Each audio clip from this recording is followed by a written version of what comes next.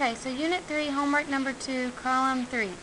Okay, number 1 says 29 minus 4.37 plus a negative 5.68. Okay, so I'm going to do PEMDAS. Please excuse my dear Aunt Sally. Okay, and I'm going to add and subtract from left to right. Okay, so I'll have 29 minus 4.37, okay, which will be, I'll have to borrow here, and borrow again, so I'll have 36.42. Okay, so I'll have 24.63.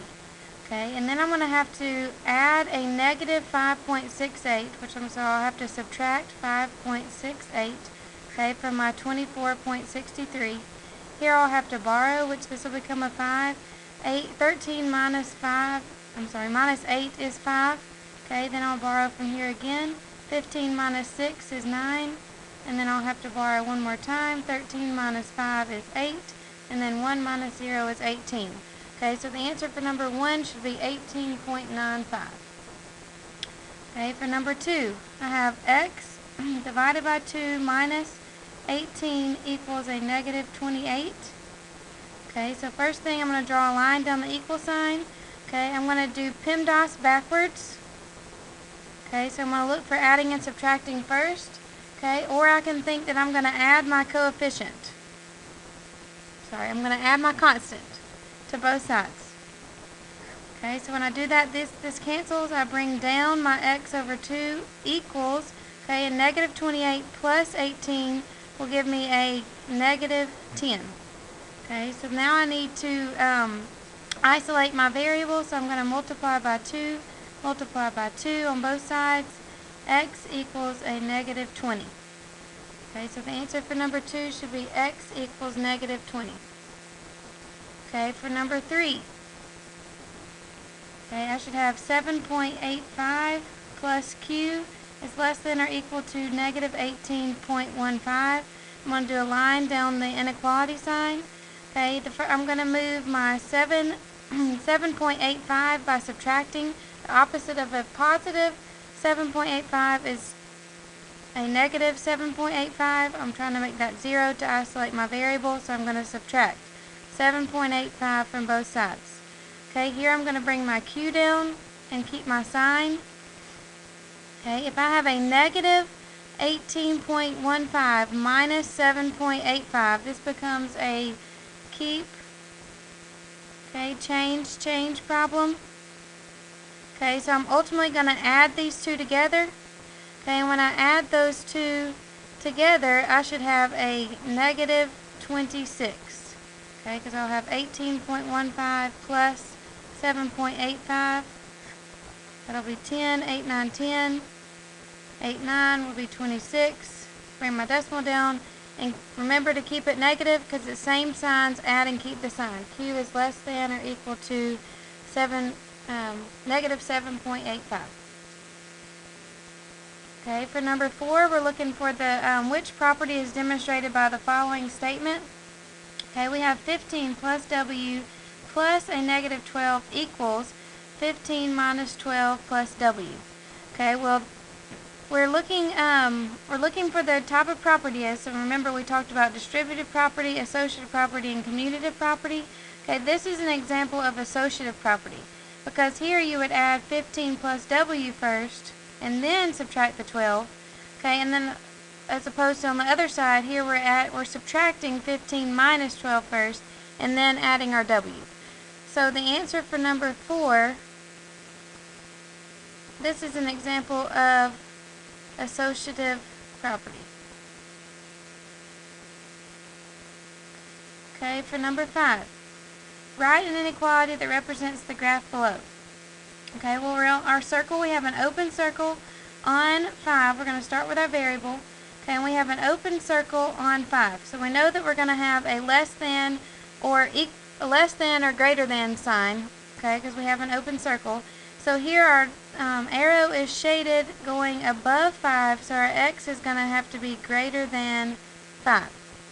Okay, so our answer for number 5 is x is greater than 5. Okay, for number 6, I have the inequality 6 minus 2x is greater than negative 14. Okay, I'm going to line down my inequality sign. Okay, and remember I'm doing PEMDAS backwards. Okay, so I'm going to look for my addition and subtraction. Okay, so here to remove this 6, I'm going to have to subtract 6 from both sides. Okay, or I can think about it as I'm moving my constant first because 6 is my constant. I'm going to bring down my 2x is greater than.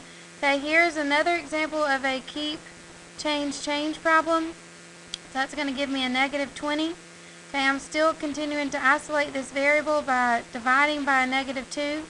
Okay, now when I divide by this negative 2, those cancel. I'm left with an x. Okay, and this is going to flip my inequality sign. Okay, and then negative 20 divided by a negative 2 is going to give me a positive 10. So 6x is less than 10. Okay, for number 7. I have Maria works as a florist and earns 15. Okay, Maria works as a florist, worked 15 hours last week and earned $112.50. At that rate, how much will she earn if she works for 10 hours? Okay, well the first thing that you need to do is decide how much she's making an hour. Okay, so we can do that by taking her total salary and dividing by the 15. Okay, 15 does not go into 11, but 15 can go into 112. Okay, 7 times. And 7 times 15 would be, we can do it over here to the side. Okay, would be 105. Okay, so when we subtract, we are left with, we'll have to borrow here, 7. Okay, and we'll bring down our 5, and then so 15 goes into 75. Okay, 5 times 15 is 75, so when we subtract that it'll be 0. We'll bring down our 0. 15 goes into 0 times. Okay, so she is making $7.50 per hour. So to figure how much she would make if she works for 10 hours, okay, we'll take our hourly rate of $7.50 and multiply it by the hours that she's working. That will be 0 times 0, 0, and 0, our 0 placeholder. Okay, and then we'll add those together. Okay, when we do that, we'll have to make sure that we move our decimal in 2 places, so we'll come in 1, 2. Okay, so she would make a total of $75 if she worked for 10 hours. Okay, number 8. Okay, it says which of these tables, if any, represents a proportional relationship? Okay, well we know that our constant of proportionality formula, okay, is y over x. Okay, to see if any of these represent a proportional relationship, we can test this by setting up a proportion. Okay, so we could take our 4 over 6, which will be x over y, and remember we can set our proportion up anyway as long as we keep like quantities top and bottom from left to right. Okay, so then I will take and do my 5 over 6. Okay, so this is also my x, this is my y. Okay, now I can cross multiply. 6 times 5 is 30. Okay, and then 4 times 6 would be 24. This does not give you the same value, so this table does not represent a proportional relationship. Okay, for table number 2, we can also set up a proportion. Okay, we can do our x over y equals, okay, x over y. Here we will cross multiply, which will be 4 times 0 will be 0. 0 times 2 will be 0. Okay, this does give you the value, so these first two do represent a proportional relationship. Okay, so let's test the next two. We have 2 over 4 equals 6 over 4. Okay, we'll cross multiply these. 2 times 4 is 8. 4 times 6 is 24. So again, this does not give you the same value. So this table as a whole would not represent a proportional relationship. So table number 1 would be no proportional relationship present. Okay, and then also table number 2 would be no proportional relationship present.